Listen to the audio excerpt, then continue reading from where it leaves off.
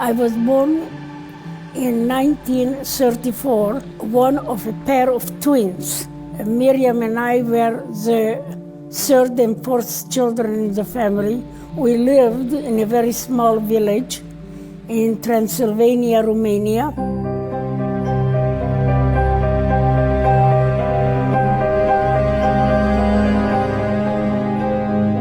We got down from the cattle car. People were selected to live or to die.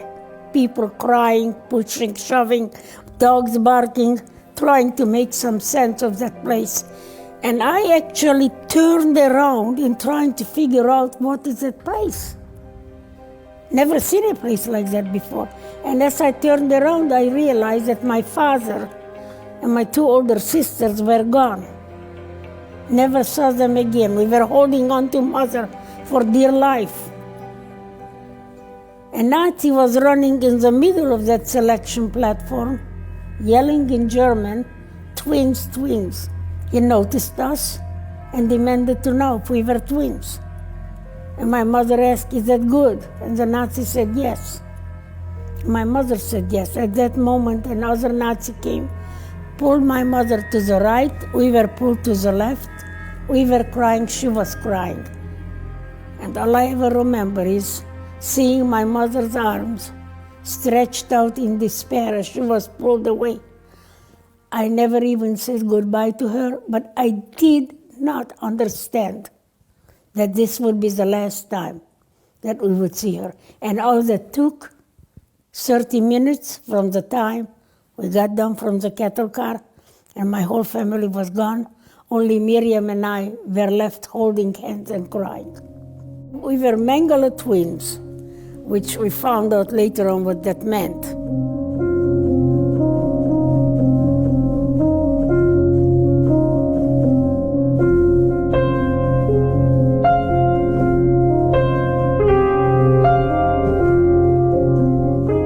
Mengele would count us every morning, and he wanted to know how many guinea pigs he had this day. I was used in 2 types of experiments. Monday, Wednesday, Friday, they would put me naked in a room with my twin sister and many other twins up to 8 hours a day. They would measure every part of my body, compare it to my twin sister, and then compare it to chart. On alternate days, Tuesday, Thursday, Saturday, they would take us to a blood lab. They would tie both of my arms to restrict the blood flow, take a lot of blood from my left arm, and give me a minimum of 5 injections in the right arm. The content of those injections we didn't know then, nor do we know today. After one of those injections, I became very ill with a very high fever. My legs and arms were swollen and very painful. I was trembling as the August sun was burning my skin, and I had huge red spots covering my body. The next visit to the blood lab, they didn't tie my arms. Instead of that, measure my fever. And I was immediately taken to the hospital. The hospital was another barrack, but it was filled with people who looked to me more dead than alive.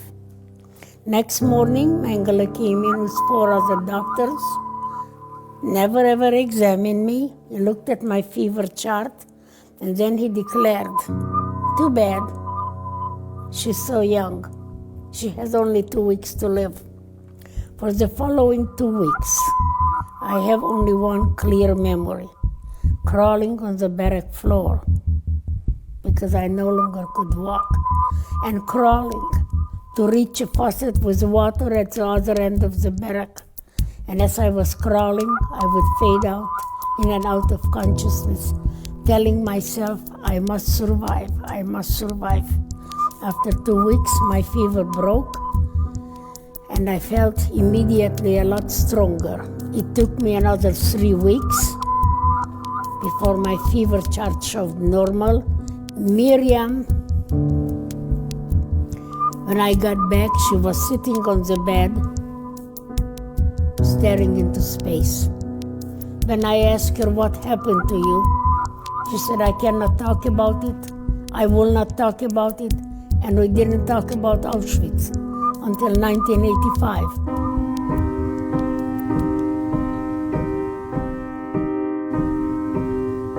When I asked her in 85, Miriam, do you remember?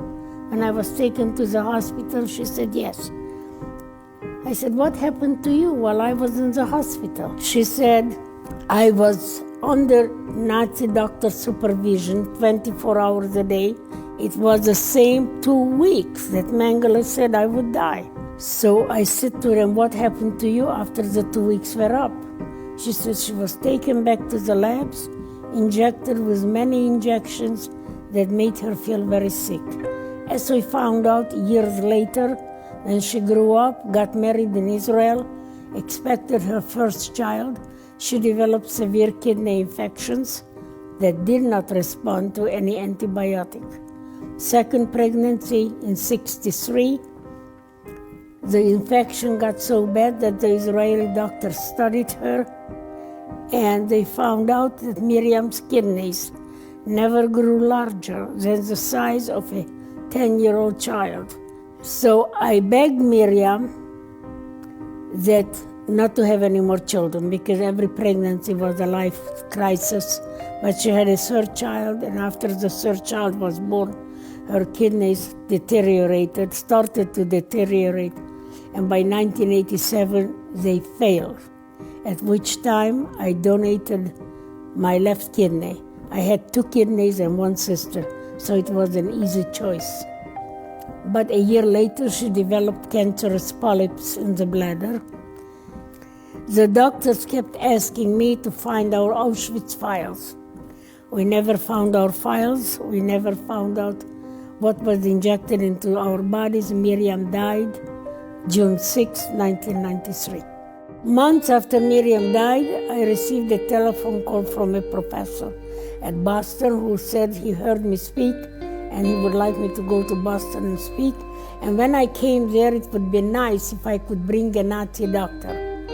I was stunned at such a question, and when I thought about it, I remembered that the last project that Miriam and I worked together before she died was 1992, and was a documentary done by a German television about the Mengele twins. And in that documentary, there was a Nazi doctor from Auschwitz.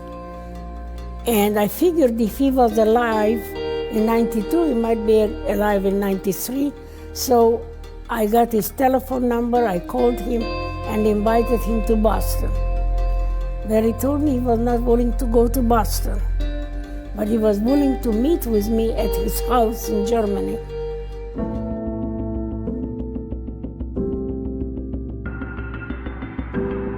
And I didn't plan to ask him any of these questions. Suddenly, I am asking him, you were in Auschwitz. Did you ever walk by a gas chamber? Did you ever go inside the gas chamber? Do you know how the gas chamber operated? And he said, He said, this is the nightmare that I live with every single day of my life, and went on describing the operation of the gas chamber. He was stationed outside, looking through a peephole, while the gas was coming down and people were dying. When everybody was dead and nobody moved, he knew that they were dead, and he signed 1 death certificate. No names, just the number of people that were murdered. And I asked him to go with me to Auschwitz in 1995, when we would observe 50 years to the liberation of the camp. Because I wanted him to sign a document, just what he told me, but I wanted it signed at the ruins of the gas chamber in Auschwitz. And he agreed immediately. I will have an original document signed by a Nazi. And if I ever met a revisionist who said the Holocaust didn't happen, I could take that document and shove it in their face. I wanted to thank this Nazi doctor for his willingness to document the gas chamber operation. I didn't know how to thank a Nazi. I didn't tell anybody about it because even to me it sounded strange.